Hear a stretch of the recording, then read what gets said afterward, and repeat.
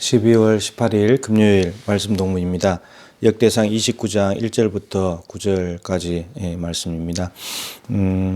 역대상인 29장에는 이제 성전을 건축하는 일을 이제 해야 되는데 다윗이 이 성전 건축을 준비하는 것만 할 수 있다 했잖아요. 짓고 싶었는데 하나님들은 못 짓는다. 솔로몬이 지어야 된다. 그래서 다윗이 준비를 해주는 것이 29장 전체 내일까지 이제 보시게 될 텐데 이 제목은 이렇습니다. 성전 건축은 이렇게 해야 합니다. 라는 제목입니다.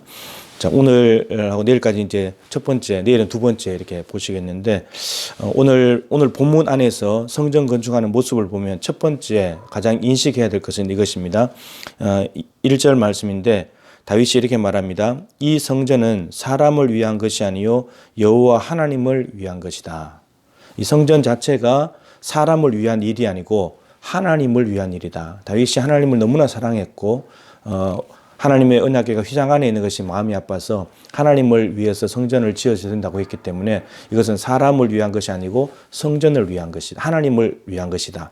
이것이 짓고 난 뒤에 공사를 잘해가지고 준비를 잘해서 자기 이름을 드러내고 자기 명예를 드러내고 내가 이 정도 되는 사람이야. 내가 이만한 일을 해서 이런 차원이 아니고 내가 들어가서 살아야지. 이게 아니고 하나님을 위한 특별한 공간을 거룩하게 구별된 곳을 만들어 드리겠다. 온전히 하나님의 이름, 하나님의 영광, 하나님의 능력이 임하는 곳으로 만들겠다는 것이 다윗의 첫 번째 마음입니다. 여러분 이것이 제일 중요합니다.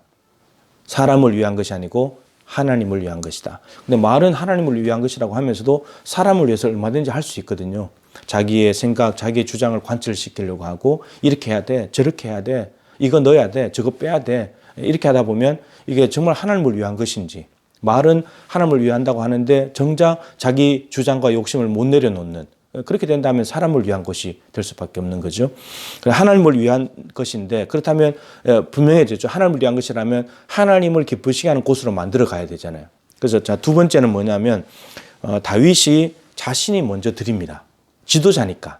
지도자로서 하나님께 먼저 드리는 솔선수범하는 모습을 보여주게 됩니다. 그래서 오늘 본문에 보면 2절에 내가 이미 내 하나님의 성전을 위하여 힘을 다하여 준비했다고. 다윗이 할 수 있는 힘을 다해서 준비를 했대요. 이것은 뒤에 가면 3절에 사유한 금은 이런 얘기가 나오기 때문에 이것은 굳고 나라의 모든 재산을 다른 데 엉뚱한 데 낭비하거나 분산시키는 것이 아니고 하나님의 성전을 짓는 데 집중해서 힘을 다해서 준비를 했다는 겁니다. 준비를 했는데 그 준비한 것뿐만 아니고 자신의 사유한 금까지 내어놓습니다. 사유한 금은 사유재산이 얼마나 되냐면요. 여기 이렇게 되어 있습니다. 오빌의 근 3,000달란트 금만 보면 금 3,000달란트 이게 얼마나 되냐면 1달란트가 34kg입니다.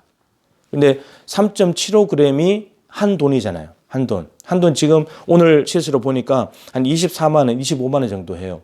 근데 이거를 그람당 한 6만 원 정도 되는데 이거를 3,000달란트를 계산하니까 얼마나 되냐면요. 6조 5천억이에요.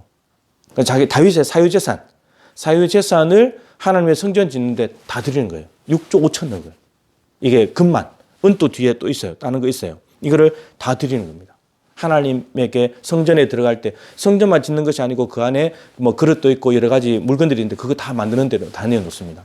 다윗이 지도자니까 왕으로서 솔선수범해가지고 먼저 내놓았다. 이것입니다. 이게 참 중요한 거죠. 임금은 내지 않으면서 하나님을 위한 일이야 너희들 다 내 이렇게 하는 것이 아니고 내가 먼저 낼게. 이렇게 된 겁니다.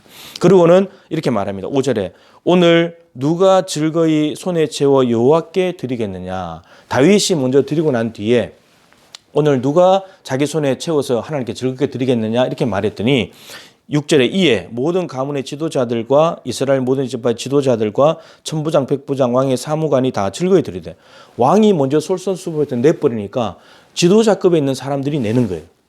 이게 아주 정상적인 흐름이잖아요. 위에서부터 이렇게 흘러가는 거니까. 근데 지도자들이 내니까 그 다음에 누가 있어요? 백성들 있잖아요. 백성들이 가만히 있냐. 9절에 백성들은 자원하여 드렸으므로 기뻐하였으니 백성들도 자원해서 드리는 겁니다.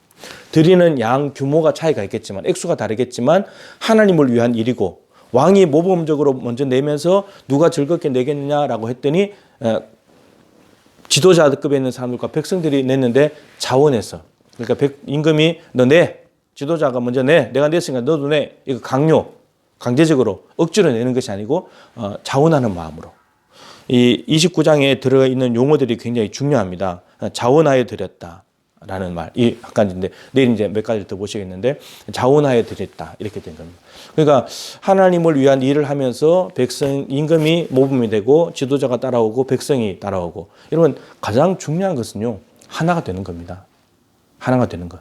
고린도전서 1장 10절에 이런 말씀이 있죠. 바울이 고린도 교회를 향해서 같은 말, 같은 마음, 같은 뜻을 가지고 온전히 합하라. 여러분 교회가 하나가 돼야 되는데 하나가 되려면 같은 말을 해야 되고 같은 마음을 가져야 되고 같은 뜻을 품어야 된다는 거예요. 지금 하나님의 성전을 짓는 일을 위해서 다윗과 지도자와 백성들이 같은 말을 하고 있어요. 같은 마음을 품었어요. 같은 뜻을 가졌어요. 그러니까 여러분 이게 힘있게 진전이 되는 겁니다. 어리석은 부자가 특징이 뭡니까? 자기에게는 부유하면서 하나님께 가난한 사람이잖아요. 근데 정말 지혜로운 사람은 누군가? 자신은 조금 줄어들어도 하나님께 대해서 부유한 거예요. 다윗이 하나님께 먼저 부유하게 해버리잖아요. 사유재산까지 다 내놨으니까. 그 지도자들도 하나님께 부유해지는 거고 백성들도 하나님께 부유해지는 거고 여러분 이러니까 하나가 되는 거예요. 누구든지 어떤 층의 단계에 있든지 간에 그 사람이 나는 그렇게 못해. 나는 내 건데 왜 그걸 해? 하나님께 가난하고 자기에게 부유해지는 순간 어리석은 사람이 되는 거고 자기는 어리석은 되지만 전체적인 분위기를 다 깨버리는 거죠. 그래서 성전을 건축하든 사실은 무슨 일을 하든지 간에 하나님을 위한 일이라면 가장 중요한 것은 마음이 하나가 되는 겁니다. 같은 말, 같은 마음, 같은 뜻을 품게 되는 거죠. 우리도 성전 건축에 대한 이야기들이 지금 계속 나오고 있는데 그래서 우리도 해야 될 일은 뭐냐? 같은 말을 해야 돼요. 같은 마음을 품고 같은 뜻을 가지고 이거 하나님을 위한 일이야. 나 그거 좀 내려놔야지. 우리 성도들과 같은 목소리 내고 하나님과 같은 마음을 가져야지. 이런 마음으로. 그리고 하나님께 부유한 사람. 자기에게 부유한 사람이 아니고 하나님께 부유한 사람. 이렇게 될 때. 여러분 자기 집 얻을 때 몇 억대도 내잖아요. 근데 하나님의 집을 짓는데 아까워하는 거예요. 안 내는 거예요. 조금 내는 거예요. 예, 이런 마음은 안 된다는 거예요. 만약 하게 된다면 우리가 뭐 돈을 최대한 안 들이고 보상받아서 하겠지만 하나님의 집, 이 성전 건축뿐만 아니고 하나님을 위한 일에 정말 하나님께 부유한 사람이 되고 그렇게 돼서 모든 성도들이 하나가 될 때 정말 아름다운 결과물이 나오게 될 것이고 이건 하나님이 시키신 일이잖아요. 하나님이 시키신 일에 모든 사람들이 같은 말, 같은 마음, 같은 뜻으로 순종하게 되면 정말 하나님께서 임하시는 그러한 놀라운 은혜의 역사가 일어나게 될 줄로 믿습니다.